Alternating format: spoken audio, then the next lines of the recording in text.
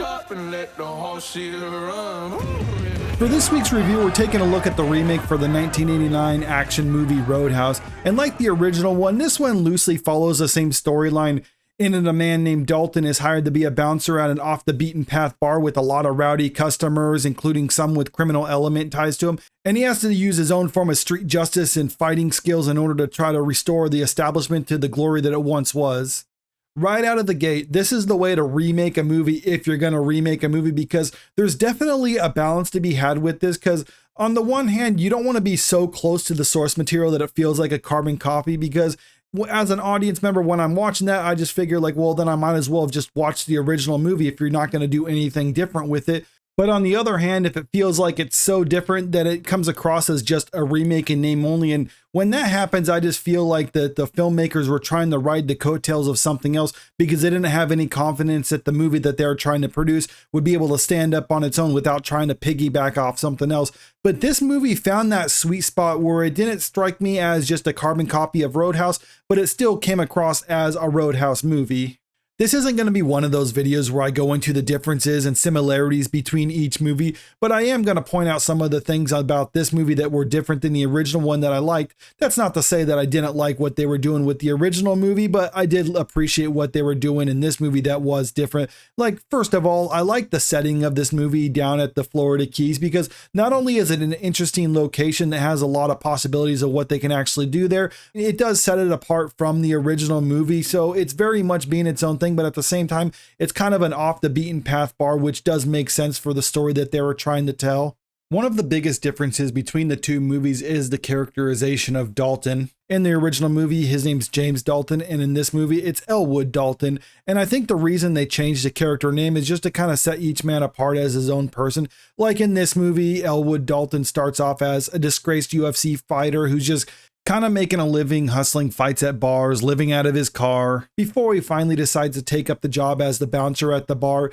Compare that to the original movie, where even though James Dalton has kind of a dark past behind him, he still starts off fairly well. He's the head bouncer at a bar in New York, and the only reason he takes the new job as a bouncer at the bar in Missouri is just because they're paying him more and it was something new, and that's pretty much it. I'm not saying one version is better than the other, but it does help inform the motives behind the character, because in the original movie, he's very much doing what he's doing because he loves the thrill of the fight, and that's something interesting about him. You can compare that to the remake right now, where he does what he does because he feels kind of indebted to the people who gave him a second chance when he pretty much felt like he lost everything. One of the things that really stood out about this movie was the fight scenes throughout it, because it's a Roadhouse movie, so if it doesn't have good fight scenes, then it's pretty much missing the major point of it. But this one had a lot of that, and it was obviously heavily inspired by UFC. I mean, that was kind of the whole point about this movie, because that's a popular fighting style right now that people like to watch. That's also why they cast Conor McGregor as one of the bad guys, and he was a delight to watch throughout this movie, but I'll get more on him in a little bit. First of all, though, hats off to Jake Gyllenhaal, because he clearly spent a lot of time training for this role, not only just to get in shape to look like an actual UFC fighter, but just his techniques throughout the movie I think came across really well on camera. One of my gripes with the fight scenes, though, is it felt like they got a little bit too fancy with the camera work in certain situations, and this seemed unnecessary too, because when they kept things fairly stationary where you can see the actors perform, it didn't look too bad, but when they got crazy with the camera work, all of a sudden the fight scene looked fake. That wasn't too frequent, but it did happen enough for me to actually take notice of it. And this was Conor McGregor's first acting role, and you can tell the guy's not an actor, but that's not why they hired him. They hired him because he's a trash talker and he's a real life fighter, because that's all they really needed. They needed someone who was a good fighter who can stand up to the lead character, and they needed someone to be trash talky. So they just got the guy and said, like, yeah, just do your thing and we'll just kind of let the cameras roll. Like, I wouldn't be surprised if a lot of his stuff was unscripted, to be honest, but whatever. I mean, it was fun to watch him, and you can tell he was having a ball doing it. I also really like the Roadhouse bar that's the centerpiece of this whole movie, because the beach bar vibe that they were going for really sets itself apart from the original movie. And also, I just personally like that style of bars, and this is the type of place that I would go to if I was living in that environment. So well done on that one. And also hats off to the live band that they have playing at this bar in the movie, because there's one scene in the movie where there's just a full-on brawl going on with everyone fighting all around them, and they're still professional enough to stay on stage and continue to play their music as all this is happening around them. And even though everyone has been evacuated and has left the place, they're still on stage playing the music, and I just thought that was kind of a funny touch. I'm going to go into a little bit of spoilers for something that happens in the third act of this movie. So if you don't want to be spoiled, then click to this point in the video to skip ahead so you don't get spoiled on anything that's going on.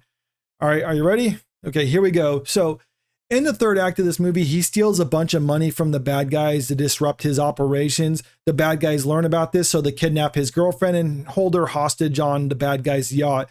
And he's supposed to bring the money out there on his boat. And while he does this, he sets off a bomb on his boat to sink the bad guy's yacht so he can use the ensuing confusion to rescue his girlfriend and get out of there. Even though it was kind of a cool action scene with the getaway and all that stuff, it did seem kind of out of place in this Roadhouse movie, because in a Roadhouse movie, you want to see like hand-to-hand fighting, and that was just kind of like a vehicle chasing with a lot of explosions, and it just struck me as a little bit too Michael Bay-esque for this type of movie, or what this movie should have been.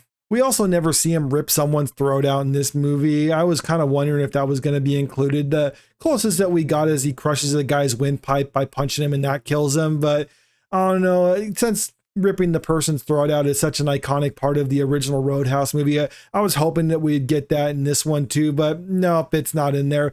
Not a huge deal, but it's still a little bit disappointing. Overall, I did enjoy this movie. Now, is it a masterpiece or anything special? Would I have missed it if I never got a chance to see it? Or should this movie have been remade?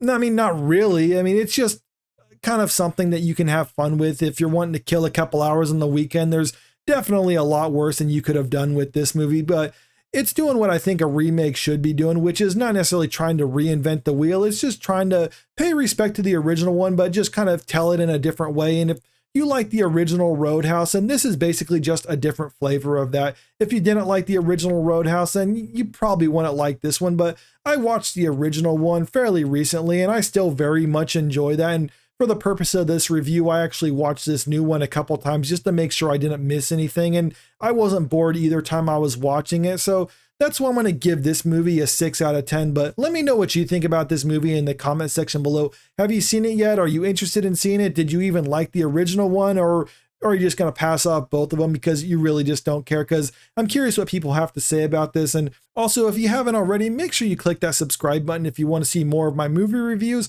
or if you want to stay up to date with the latest in entertainment news. And if you can, click that like button and share the video because it really helps out with the channel. Thank you.